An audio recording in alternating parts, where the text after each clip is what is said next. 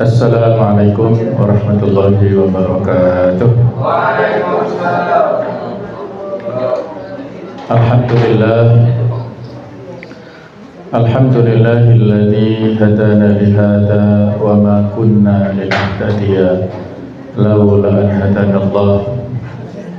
Asyhadu an la ilaha illallah wahdahu la syarika lah wa asyhadu anna Muhammadan abduhu wa rasuluh la nabiyya ba'dah.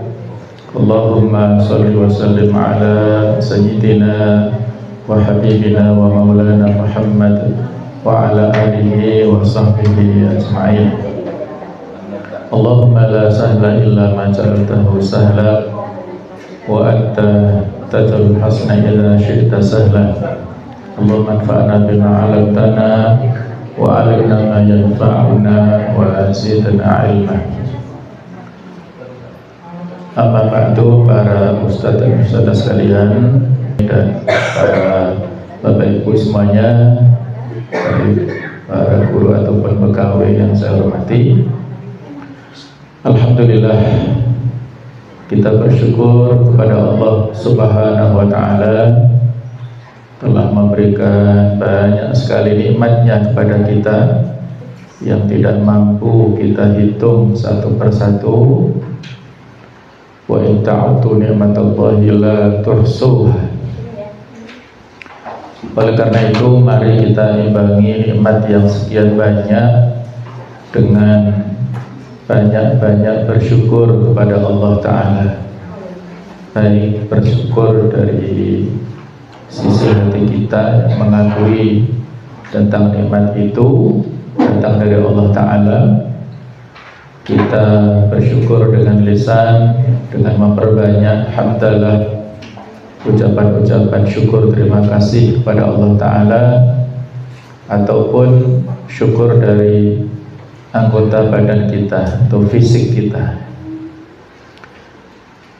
Para ustadz dan ustadzah sekalian, judul materi kita adalah mengemudikan kendaraan jiwa sebagai refleksi untuk penguatan etos kerja pendidik berbasis tazkiyatun nafs.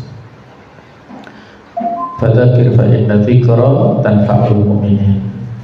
Maka berilah peringatan, sesungguhnya peringatan itu bermanfaat bagi orang-orang yang beriman. Ad-dinun nasihah, agama itu berisi nasihat. Apabila dalam hidup ini kita mengalami masalah, kesulitan, problematika dan lain sebagainya, maka di antara hak kita kepada muslim yang lain adalah saling memberi nasihat dan juga menerima nasihat dengan lapang dada. Hadirin para ustadz sekalian rahimakumullah, Rasulullah sallallahu alaihi wasallam bersabda dalam sebuah hadisnya riwayat daripada Imam At-Tirmidzi, al-mu'minu baina khamsi syada'id. Seorang mukmin itu senantiasa berada dengan 5 ujian yang menyusahkan, 5 hal yang dihadapi dalam kehidupannya, 5 tantangan yang selalu dihadapi dalam kehidupannya. Yang pertama, mukminun yahsudu, sesama mukmin yang mendengkinya. Kita semuanya berhadapan dengan orang mukmin lain yang punya penyakit hati, diantaranya hasad. Ada saudara seiman yang merasa iri dengan nikmat atau keberhasilan yang Allah berikan. Kawannya mendapat bantuan sosial, dia tidak. Kawannya mendapat sertifikasi, dia belum. Nah, itu ada kadang-kadang penyakit hasadnya, penyakit irinya. Bagaimana obatnya?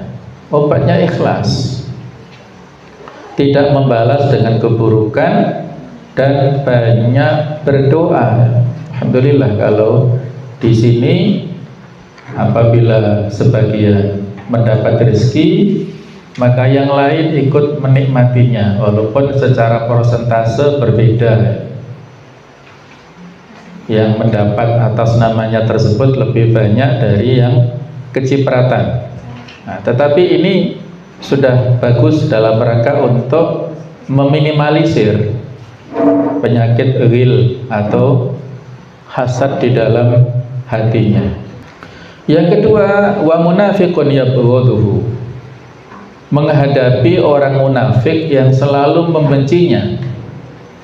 Munafik menampakkan senyum tapi menyimpan kebencian di dalam hati. Ya, barangkali yang dimaksud di sini adalah munafik dari sisi amali, ya. Munafik, penyakit nifak itu ada dua. Ada nifak i'tiqadi, nifak yang menjadikan seseorang itu murtad, ya, keluar dari agama. Secara zahir dia menampakkan identitas Islam, tapi batinnya kafir. Itu nifak i'tiqadi, seperti kalau pada zaman para sahabat dulu adalah Abdullah bin Ubay bin Salul.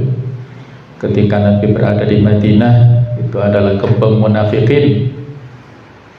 Kalau pada zaman Utsman bin Affan, ada Abdullah bin Sabah yang menyebarkan isu mendowngrade legalitas pemerintah saat itu.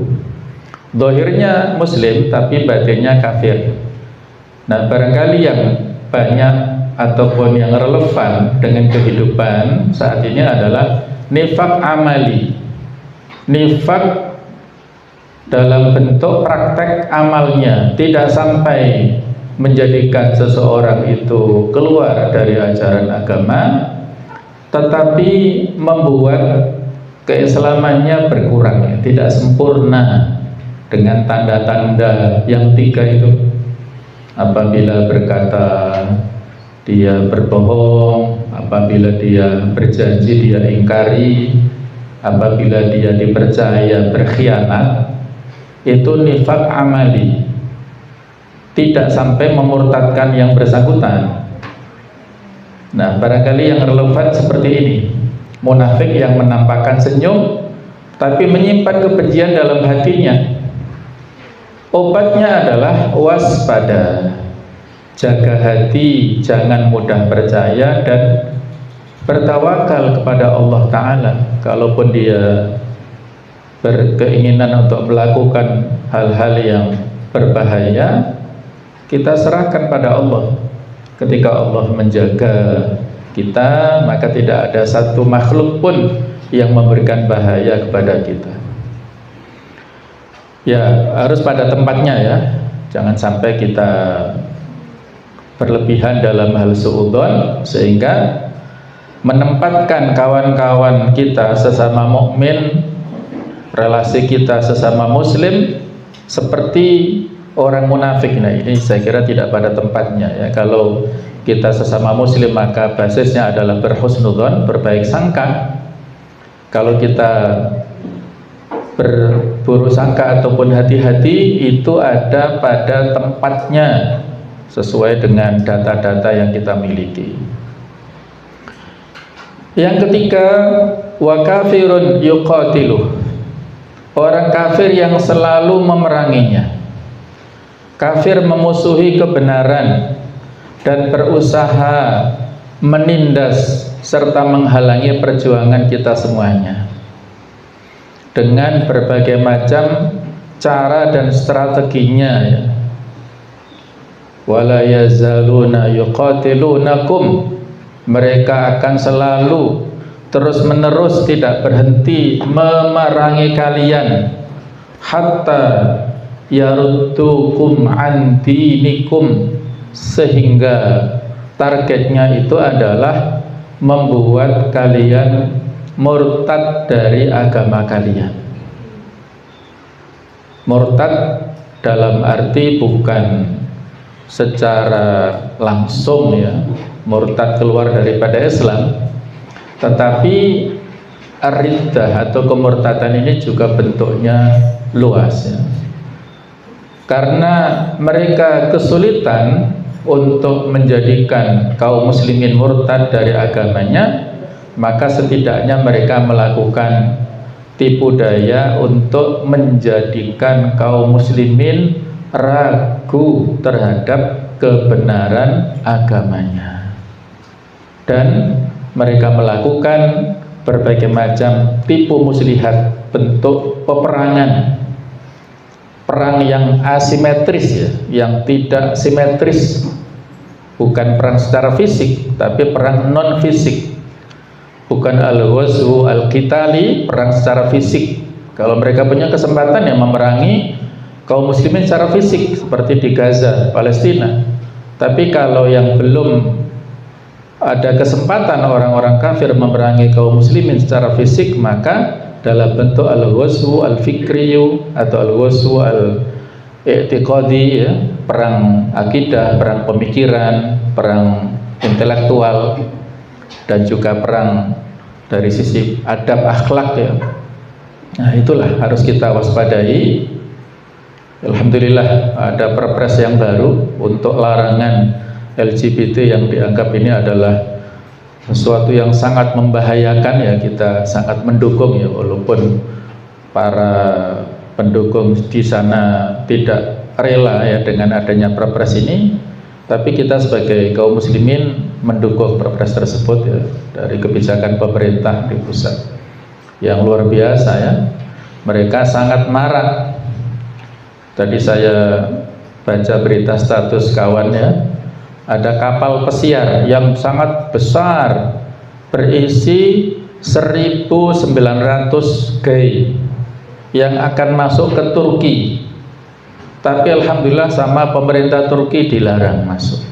Nah, itu ya, ini ketegasan ya pemerintah. Nah, bisa jadi kalau Turki dilarang nanti akan berbalik arah ke negara-negara muslim yang lain untuk menyebarkan propaganda akhlak buruknya itu. Nah, maka disinilah kita lawan dengan teguh di atas kebenaran, berani menyampaikan dan siap menghadapi tantangan. Yang keempat, setan yang selalu menyesatkannya. Setan membisikkan keburukan, menghias makar, dan menjauhkan dari jalan Allah Ta'ala.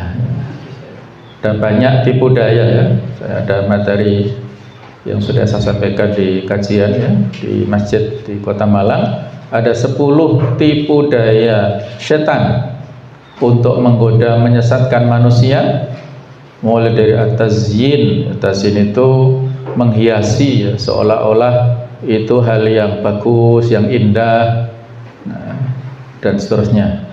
Nah, itu harus kita waspadai. Obatnya adalah perbanyak istighfar, banyak mohon ampun kepada Allah Ta'ala setiap waktu, setiap saat ya. Antum sambil mendengar kajian beristighfar, walaupun setiap kali berada di majelis taklim seperti ini, majelis ilmu, ada banyak malaikat rahmat yang tidak bisa kita lihat di kanan kiri kita, di atas kita ya, tanpa bisa kita lihat. Mereka memohonkan ampun untuk para penuntut ilmu, para pengajar ilmu. Itu mereka beristighfar kepada Allah Ta'ala. Kemudian zikir, memperbanyak zikir, juga memperbanyak ilmu dan taubat yang sesungguhnya ya, taubat dan nasuh.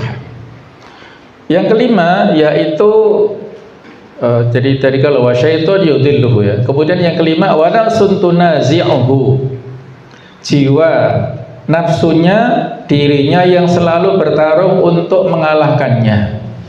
Nafsu yang mengajak kepada kenikmatan sesaat dan melalaikan dari akhirat. Di tema pembahasan kita di poin yang kelima ini untuk saat ini ya. Bagaimana kita bermujahadah, bersungguh-sungguh untuk menundukkan diri kita sendiri supaya tidak terseret kepada keinginan-keinginan yang melalaikan sesaat nikmat, tetapi dampaknya sangat bahaya. Bagaimana obatnya? Itu muhasabah, melakukan evaluasi, kemudian puasa sunnah dan mujahadah, dan disiplin diri. Nah, inilah ya, supaya jiwa kita ini terarahkan pada kebaikan, maka perlu obat muhasabah, puasa, mujahadah, dan mendisiplin diri kita ini. Yang ini akan kita jabarkan ya lebih lanjut. Tapi intinya sebagai muqaddimah, untuk mengobati ya jiwa kita yang senantiasa mengajak kepada fujur, itu diantaranya adalah dengan tarbiyah, pembinaan yang kontinu. Ujian adalah tanda bahwa Allah menginginkan kita menjadi hamba yang kuat, sabar, dan semakin dekat kepadanya. Semakin kita mendapatkan banyak ujian dan kita hadapi dengan kesabaran, dengan ketabahan, insya Allah akan semakin mendewasakan kita. Maka jalan selamat adalah perkuat iman, kita perbanyak zikir, berdoa, bersabar, dan bertawakal kepada Allah Subhanahu wa ta'ala. Hadirin hadirat para ustadz sekalian, ada sebuah maqalah, ini bukan hadis ya, tetapi kata-kata mutiara atau kalimat hikmah yang mengandung pelajaran. Man arafa nafsahu faqad arafa rabbah. Barang siapa yang mengenal dirinya, niscaya dia mengenal Tuhannya. Artinya luas ini ya, baik dari tinjauan medis, fisik ya, fisik kita ini mulai dari atas rambut sampai bawah kaki ini penuh dengan keajaiban, yang kalau ada organ tubuh yang rusak ini sudah luar biasa, akan mempengaruhi kesehatan fisik semuanya. Juga dari sisi psikisnya, dari kenyamanan kejiwaannya ya. Kalau kita mengenal potensi kebaikan, kelebihan diri kita, kita mengenal kelemahan, kekurangan kita, maka itu akan bisa membimbing kita menuju ma'rifatullah, ma'rifatur Rabb, mengenal Allah dengan pengenalan yang sebaik-baiknya. Ada 5 unsur manusia dan hubungannya yang nanti kita permisalkan seperti sebuah kendaraan. Allah menciptakan manusia dengan 5 unsur yang saling bekerja sama. Jika selaras, hidup menjadi terarah dan membawa kita menuju ridha Allah Subhanahu wa ta'ala. Allah Ta'ala berfirman di surah At-Tin ayat keempat, laqad khalaqnal insana fi ahsani taqwim, dan sungguh kami telah menciptakan manusia dalam bentuk yang sebaik-baiknya. Manusia sejak Nabi Adam dulu diciptakan, yang membuat makhluk-makhluk di langit sana dulu takjub ketika Nabi Adam diciptakan secara berproses. Itu makhluk-makhluk lain mengelilinginya, takjub, heran, terheran-heran ya. Nah, kemudian ditiupkan ruh pada Nabi Adam, semakin membuat mereka terheran-heran, terkagum-kagum karena betapa bagusnya, sempurnanya penciptaan Nabi Adam saat itu, melebihi daripada makhluk-makhluk yang lainnya. Apalagi sesudah Nabi Adam diberikan ilmu, wa 'allama Adamal asma'a kullaha. Allah memberikan ilmu kepada Nabi Adam yang tidak diberikan kepada malaikat sekalipun. Jadi dengan ilmu itulah manusia lebih meningkat lagi derajatnya dibandingkan dengan makhluk-makhluk yang lainnya. Kurang lebih inilah 5 potensi yang ada pada diri kita yang diibaratkan seperti kendaraan. Poin 1, jasad atau tubuh. Ini seperti mobilnya, warnanya biru ya, Masya Allah ya, barakallah. Kendaraan mobil yang harus dirawat dan dijaga kesehatannya agar perjalanan bisa berlangsung. Ya, hidup ini ibarat sebuah etapa perjalanan yang tidak panjang, ya, perjalanan singkat. Perjalanan singkat di dunia ini kita membutuhkan kendaraan. Ya, fisik kita adalah seperti kendaraan. Maka contoh perannya adalah butuh makan, ya, minum, tidur secukupnya. Ya. Kata kawan-kawan dokter, ya, kalau usia di atas 50 itu jam 9 malam harus sudah tidur.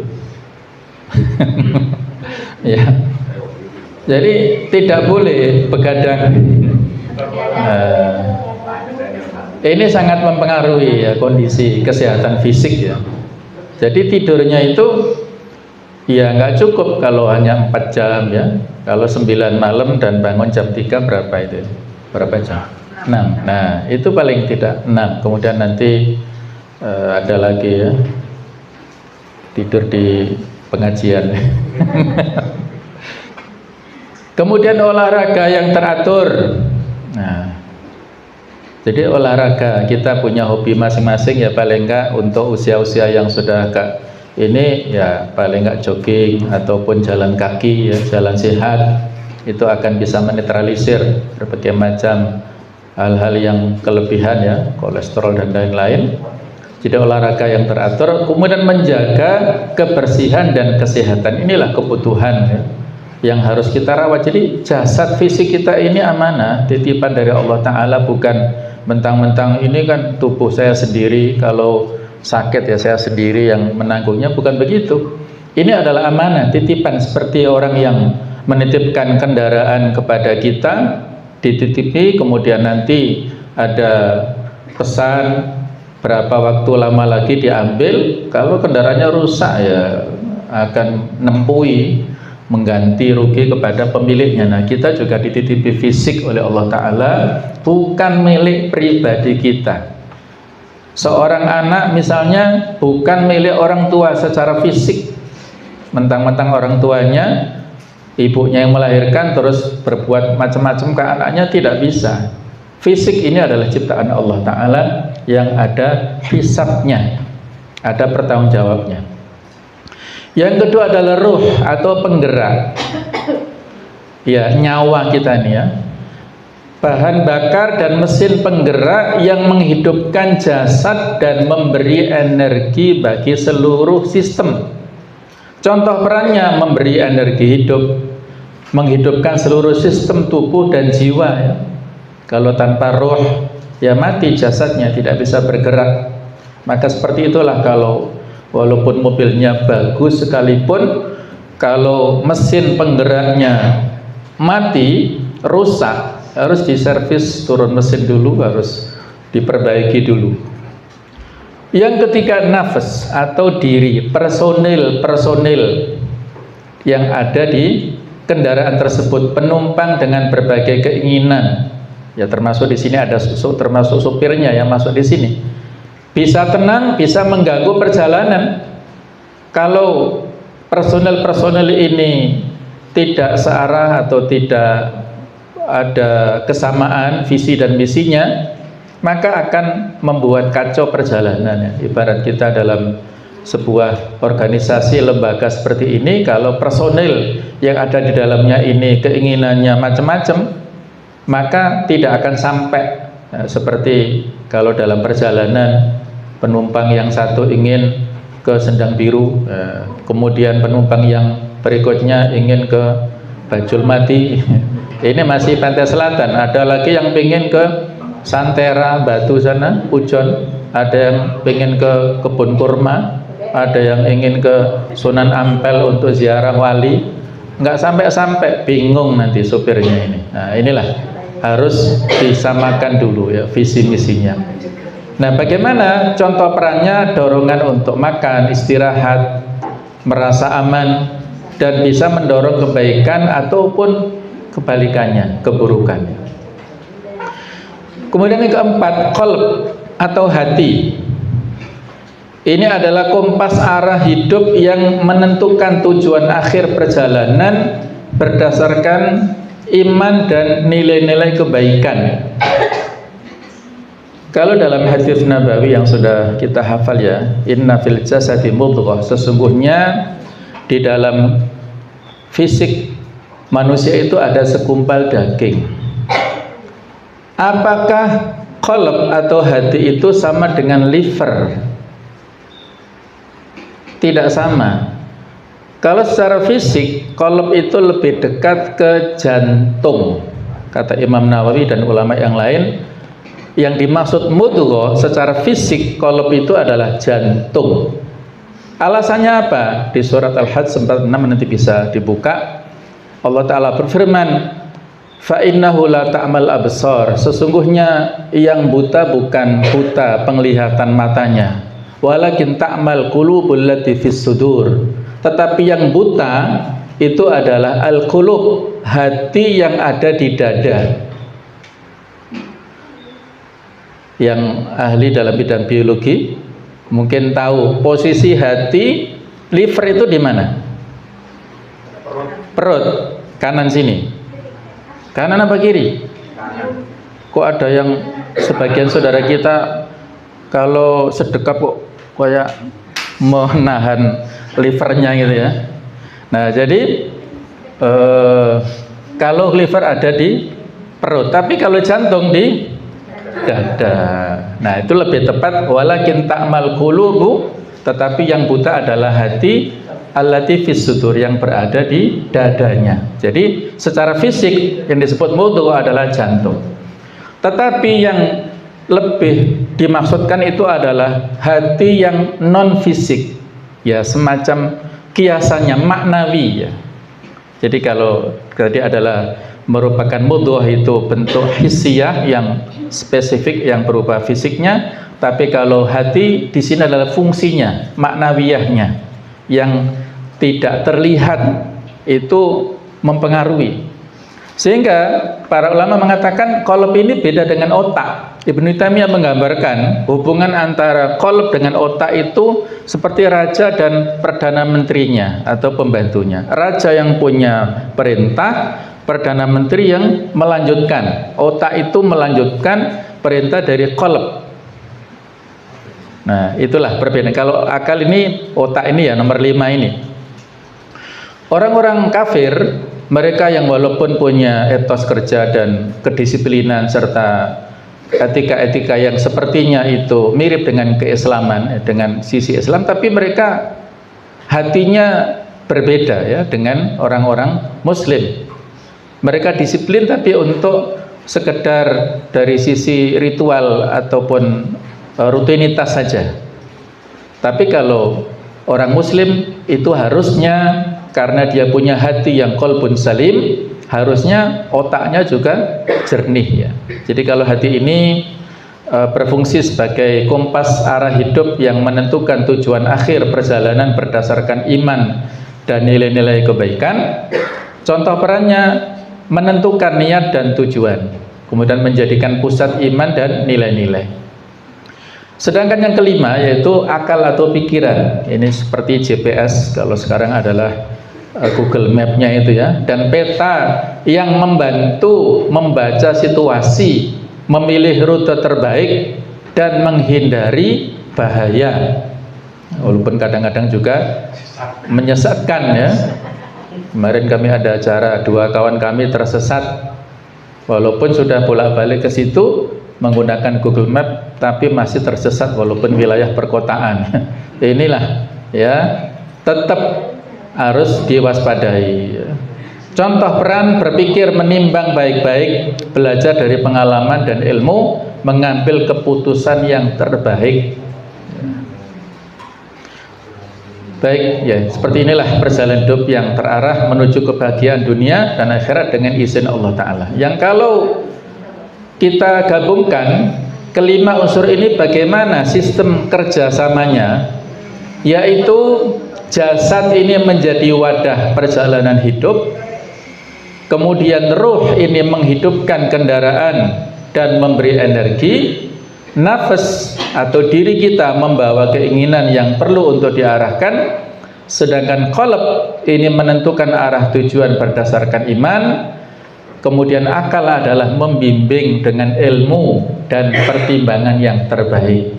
Maka jika kelimanya selaras, perjalanan hidup menjadi bermakna dan mengantarkan kita menuju ridha Allah Subhanahu wa ta'ala.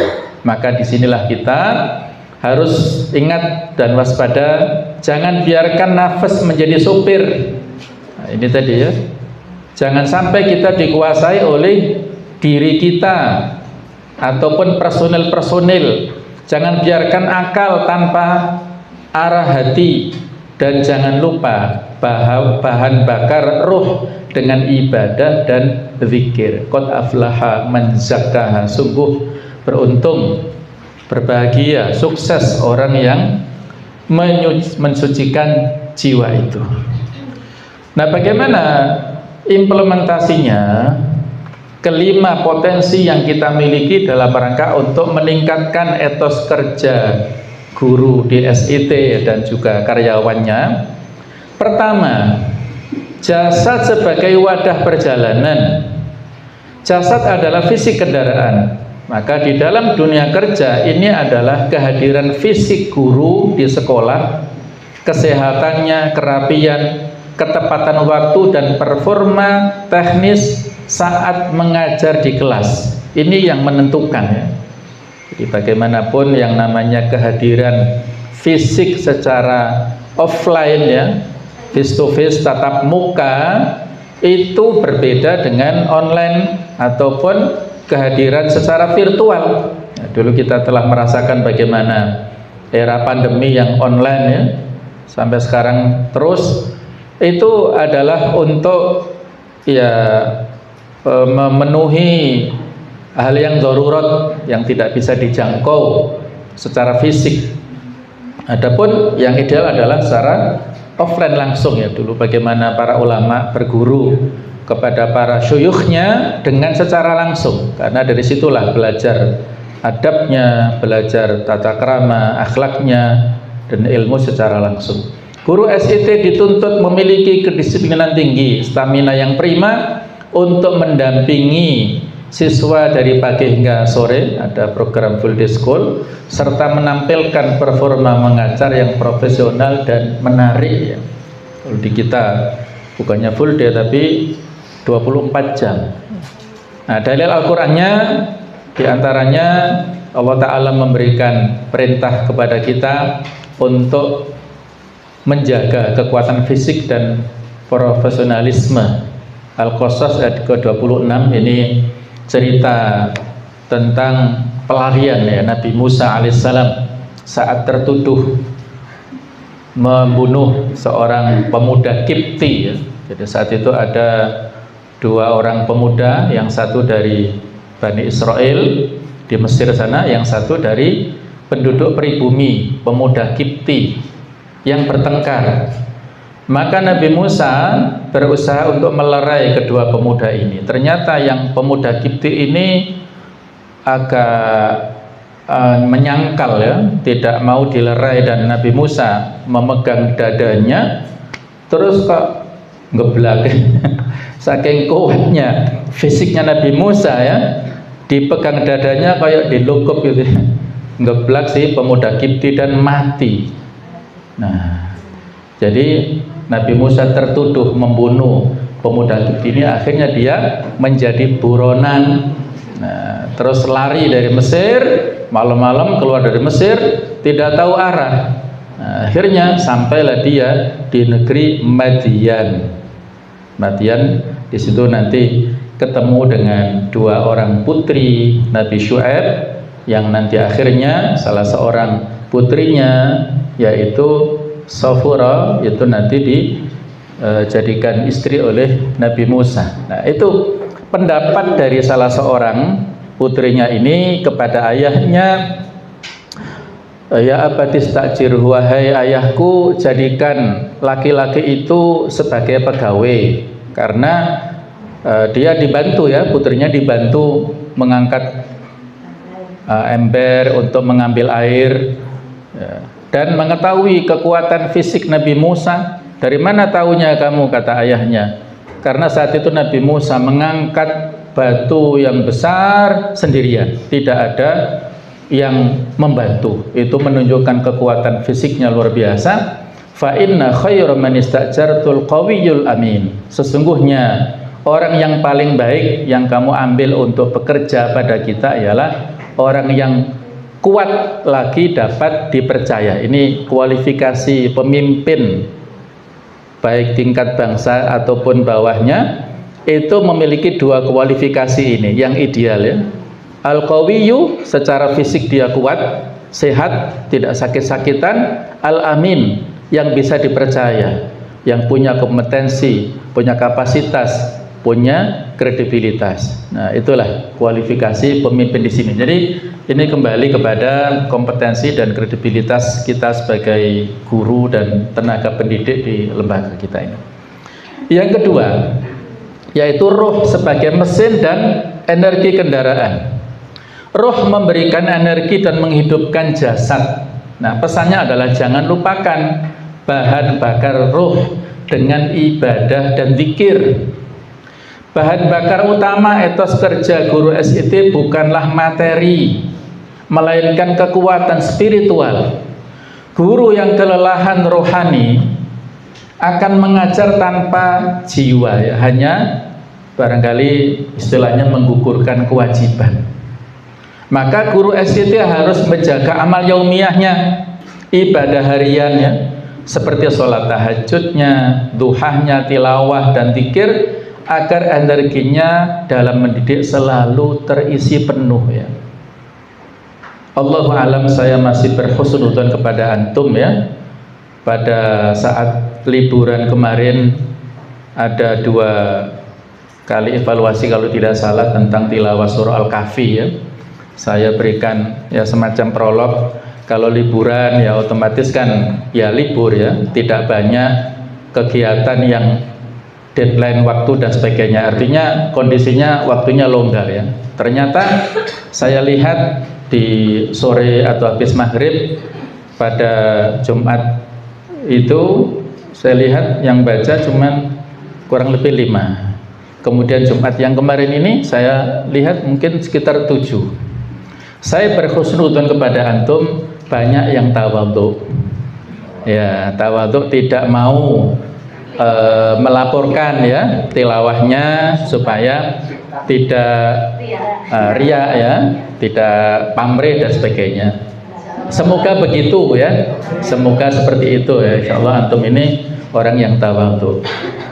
Tetapi itu tadi ya, antara tawadhu dan ketaatan itu harus ditempatkan pada tempatnya ya. Dulu Nabi sendiri sering mengevaluasi ya kepada para sahabat, siapa yang pagi ini ya, yang tadi malam sudah qiyamul lail, ternyata yang ngajung Abu Bakar.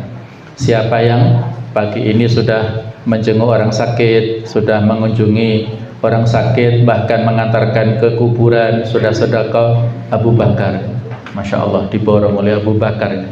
Maka Nabi mengatakan, orang yang terkumpul pada dirinya amal-amal kebaikan ini, dia layak untuk masuk surga. Jadi Nabi memberikan contoh kepada kita bahwasanya untuk meningkatkan rohani atau kejiwaan, energi psikologis yang ada pada sahabat adalah dengan ibadah-ibadah, terutama yang mahdhah. Dan ini kebutuhan kita semuanya ya. Kita yang sangat membutuhkan dengan investasi ibadah ini.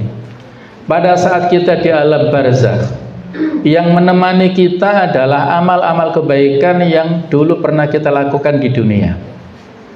Sholat itu akan menjaga jenazah mayit ini dari atas kepalanya. Kemudian puasanya itu akan menjaganya dari arah kanan, sehingga kalau ada malaikat yang akan menyiksa, tidak boleh dari arah kanan, diproteksi oleh puasanya. Zakat ini akan menjaga dia dari arah kiri. Dan amal-amal yang terkait dengan hablum minan nas, ada sedekah, ada silaturahim dan sebagainya, itu akan menjaga mayit ini dari arah bawah, dari arah kakinya. Dari 4 penjuru itu dijaga oleh amal-amal kebaikan. Amal-amal yang pernah rutin dilakukan. Kalau dia rutin baca surah Al-Kahfi, maka diberikan nur cahaya di kuburannya. Kalau dia sering membaca, ya, saya dulu sering menyarankan untuk membaca 4 surat setiap malamnya, Yasin, Ad-Dukhan, Al-Waqiah, An-Nas. Insya Allah kalau rutin membacanya, Al-Mulk, Yasin, Ad-Dukhan, Al-Waqiah, Al-Mulk, ya, maka insya Allah 4 surat ini nanti akan menjadi pendamping di kuburan, insya Allah. Terutama Al-Mulk itu Al-Mani'ah, yang menghilangkan atau menjaga seseorang dari siksa kubur. Orang yang berada di kuburan dan dia itu mukmin yang melakukan amal-amal kebaikan, maka kuburannya lapang, seluas mata memandang, sangat luas, dan amalnya akan menjelma menjadi pendamping-pendamping. Disebutkan dalam hadis, rajulun hasanun wajhu, laki-laki yang wajahnya tampan. Apakah kalau mayitnya wanita, pendampingnya juga laki-laki? Hadisnya begitu. Hadisnya laki-laki yang wajahnya tampan dan tidak perlu berpikir macam-macam, ya. Artinya ini berarti dan nggak bisa, ini sudah alam barzakh, alam muqaddimah, alam akhirat, tidak sama dengan alam dunia. Bercakap-cakap, berdiskusi, mendampingi, pokoknya mendampingi yang enak. Dan diajak pagi sore itu nonton, dibukakan satu jendela, ini loh tempatmu di surga sana, Masya Allah, ya. Itu digambarkan oleh pendamping, itu tempatmu nanti di surga, seperti ini. Itu setiap waktu dikasih itu, sehingga dia, ya Allah, kapan kiamat, kapan kiamat, kapan kiamat, karena dia rindu masuk ke surga sana. Mudah-mudahan kita termasuk yang seperti itu, ya, mendapatkan berita gembira, wa absyiru bil jannati allati kuntum tu'adun, ya. Sehingga itulah Allah alam, ada riwayat menyebutkan ketika orang-orang nanti masuk ke surga itu sangat hafal betul dengan tempat, ibarat check-in, ya. Itu sudah hafal, lebih hafal dari rumahnya di dunia ketika masuk surga itu. Jadi hafal nomor sekian, lantai sekian, kemudian ini fasilitasnya hafal sekali orang-orang yang masuk ke surga itu. Ya, itu prediksi saya, asumsi saya atau analisa saya, karena itu tadi diperlihatkan setiap waktu pada saat dia masih berada di alam barzakh, sehingga betul-betul bisa mengenali tempat kembalinya nanti di surga. Dan begitu pula sebaliknya, ya, waliyadzubillah, kalau orang yang ada di kuburannya itu dia ahlus su', ya, orang yang berbuat keburukan, orang yang fasik, orang yang kafir, munafik, ataupun banyak melakukan dosa, ya, pendamping-pendampingnya amal-amal dulu yang berada, yang dilakukan di dunia, menjadi pendamping yang buruk rupanya, yang sempit, ya, membuat kuburnya sempit dan menghimpitnya, tadi yang sudah dulu pernah saya ceritakannya. Nah, ini kebutuhan kita semuanya, ya. Ibadah ini kebutuhan kita, baik di dunia atau sampai di alam barzakh, sampai di akhirat nanti. Maka kita yang harusnya sangat antusias, ya, mumpung kita masih diberikan kesehatan, maka kita harus memanfaatkan ataupun bersyukurnya dengan fisik tadi, dalam bentuk amal-amal ibadah. Yang ketiga, yaitu nafas yang perlu diarahkan, bukan untuk menjadi supir, ya. Nafas membawa keinginan dan ego. Maka pesannya jangan biarkan nafas menjadi supir, menjadi pengendali. Maka dalam mengajar pasti ada ujian nafsu, bisa jadi rasa malas, ataupun ingin dipuji, riya, mudah marah saat siswa tidak tertib ataupun ngantuan dan tidak mengerjakan tugas-tugas yang sudah kita perintahkan, atau mungkin, ya, dia merasa paling pintar. Maka guru yang dikendalikan nafas akan bekerja berdasarkan moodnya. Sebaliknya guru SIT harus melakukan tazkiyatun nafas, pencucian jiwa, agar motif kerjanya murni untuk beribadah lillahi ta'ala. insya Allah itu akan bisa memberikan semangat terus-menerus kepadanya. Ibnu Rajab Al-Hambali menekankan bahwa jihad terbesar seorang hamba adalah jihad melawan nafsunya sendiri agar tunduk pada ketaatan kepada Allah Subhanahu wa taala. Dan ini yang sulit ya, untuk mengendalikan jiwa ya. An-nafsu al-ammaratu bisu', jiwa yang selalu mengajak kepada keburukan. Dan inilah sulitnya ya, kalau kita sudah disebutkan di awal, ada godaan dari eksternal, setan dan segala macam jenisnya godaan. Dari diri kita juga demikian, ada penyakit-penyakit hati yang tidak sedikit jumlahnya ya. Diibaratkan oleh Ibnu Qudamah itu, penyakit-penyakit hati itu adalah seperti orang yang berdiri di benteng. Jadi orang berdiri di benteng, kemudian ada pintu, ada jendelanya.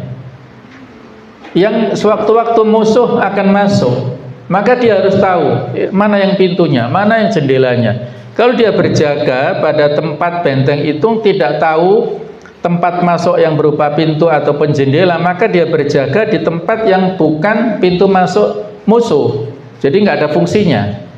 Maka dia harus kenal dulu. Maka tadi dikatakan man arafa nafsahu arafa rabbahu. Dia kenal dirinya. Oh, dirinya ini suka ria misalnya ya, atau suka pamer, suka ujub. Maka itu yang diterapi ya. Ibarat kalau kita datang ke dokter, kalau kita sakit medis ya, sakit fisik, pasti dokter bertanya sebelum, dengan alat-alat yang canggih, dokter bertanya, keluhan apa ya? Keluhannya apa? Ya, di pintu masuk, saat di tiket itu sudah ditanya, keluhannya apa Pak? Keluhannya begini begitu ya. Ditanya dulu. Nah, dari keluhan itulah kemudian ada diagnosa yang lebih detail lagi. Nah, kita pun juga begitu.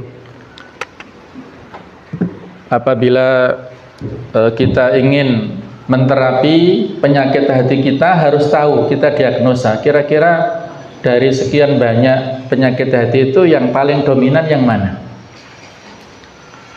Dan coba, kalau ini bisa disebut challenge ya, saya minta pada antum untuk mengidentifikasi ya, dan mencari di antara sekian banyak hadits yang berisi ancaman, ada nggak, sudah ditemukan atau belum hadis yang betul-betul identik dan ini nasihat untuk diri saya secara pribadi ya, bukan untuk orang lain.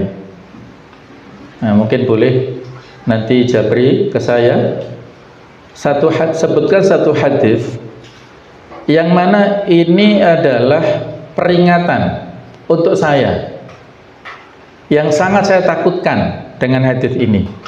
Paham ya pertanyaannya ya?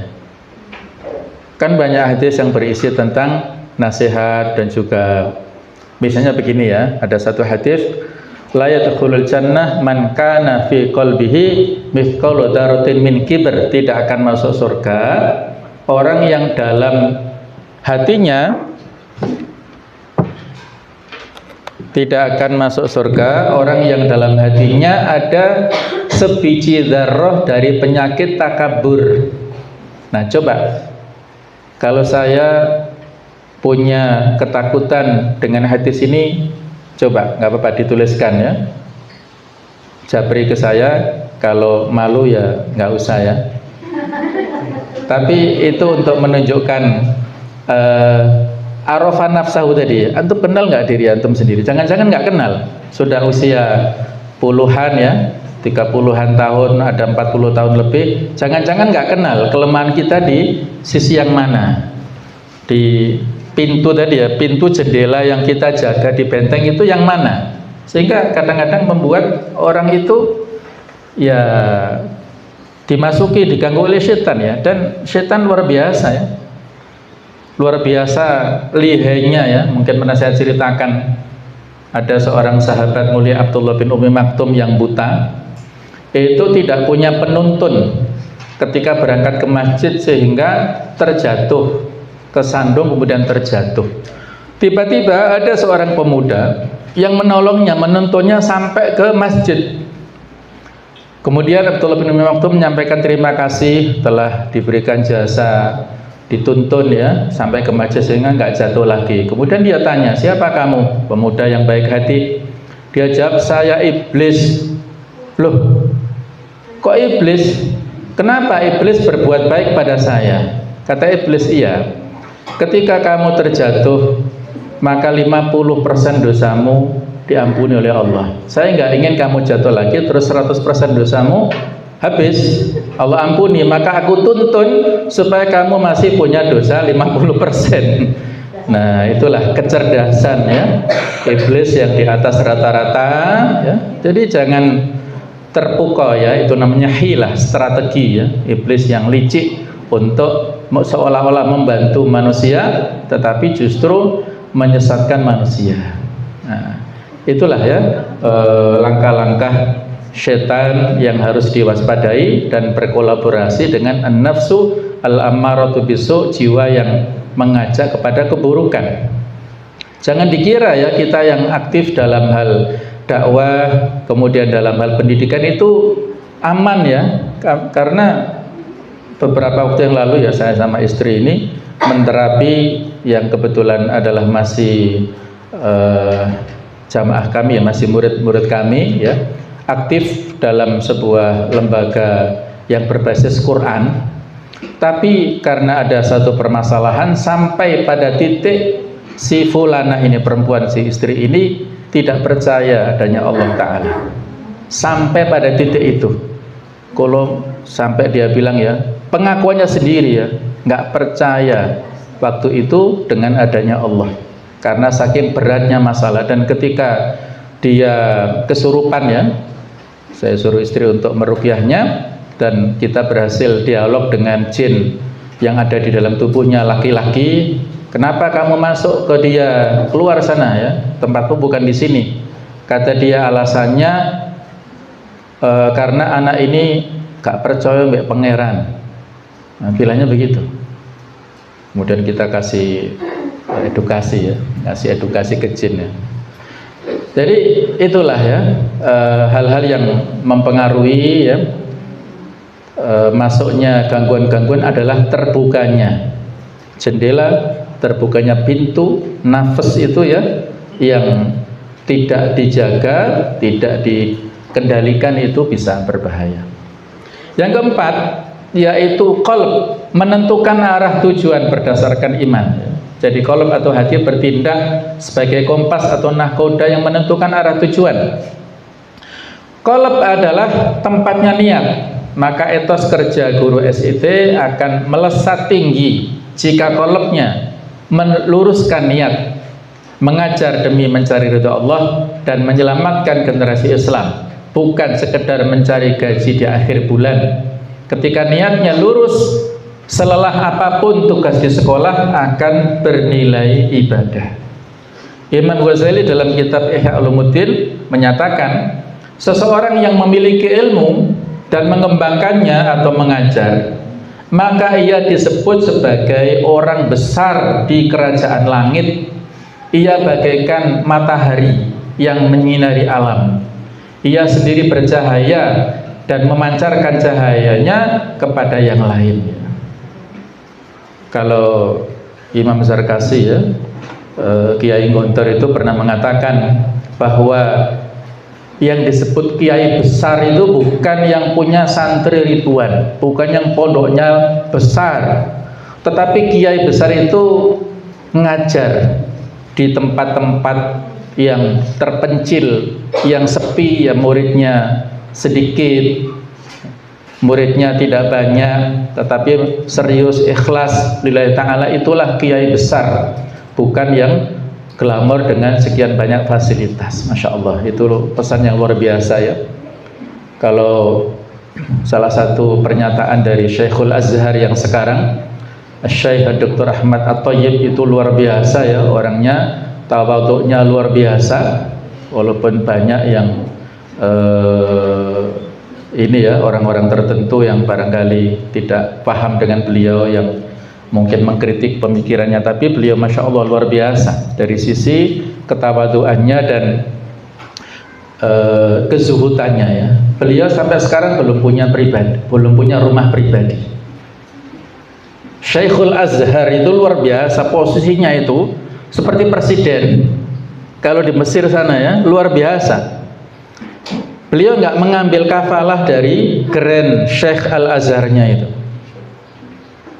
Beliau tidak kepikiran untuk membeli rumah pribadi, dan beliau ingin segera pensiun dari jabatan yang sangat prestisius.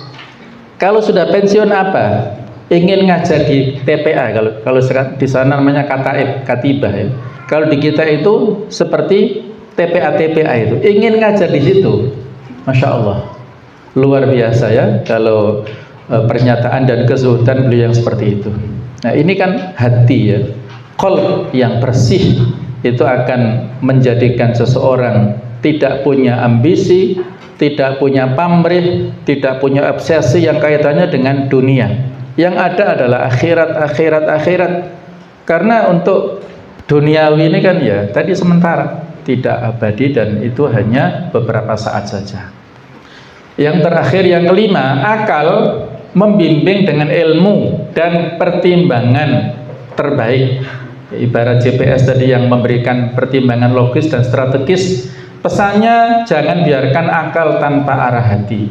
Guru SIT harus menjadi guru yang cerdas, inovatif, dan terus belajar, continuous learning.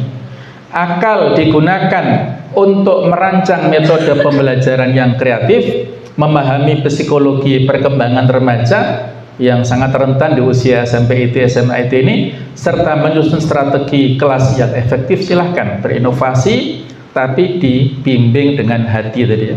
Namun kecerdasan akal ini harus tetap dibimbing oleh iman al-qalb agar ilmu yang diajarkan membawa berkah. Mudah-mudahan dari kelima poin potensi yang Allah Ta'ala berikan kepada kita ini ya, apabila jika kelimanya selaras, perjalanan hidup menjadi bermakna dan mengantarkan kita menuju ridha Allah Ta'ala. Etos kerja guru SIT yang ideal tercapai ketika 1. Jasadnya disiplin dan profesional bekerja. 2. Rohnya kuat dengan konsumsi zikir dan ibadah. 3. Nafasnya dikendalikan dari sifat malas dan penyakit hati. 4. Qalbnya ikhlas menetapkan tujuan mengajar karena Allah. Dan yang kelima, akalnya selalu diasah dengan ilmu, kreativitas, dan inovasi mengajar. Ketika kelima unsur ini bersatu dalam diri seorang guru SIT, maka akan lahir etos kerja yang berbasis lillahi ta'ala, karena Allah Ta'ala, kemudian billah, dengan pertolongan Allah Ta'ala, dan ilallah, menuju pada Allah Ta'ala. Maka rasa lelah berubah menjadi lillah, dan tugas mendidik berubah menjadi ladang pahala jariyah yang sangat luas, yang tidak terbatas. Ilmun yuntafa'u bihi akan dia dapatkan sampai berada di alam barzakh, ketika semua manusia membutuhkan aliran pahala. Maka investasi yang sudah dilakukan di dunia itu akan menjadi manfaat yang sebesar-besarnya.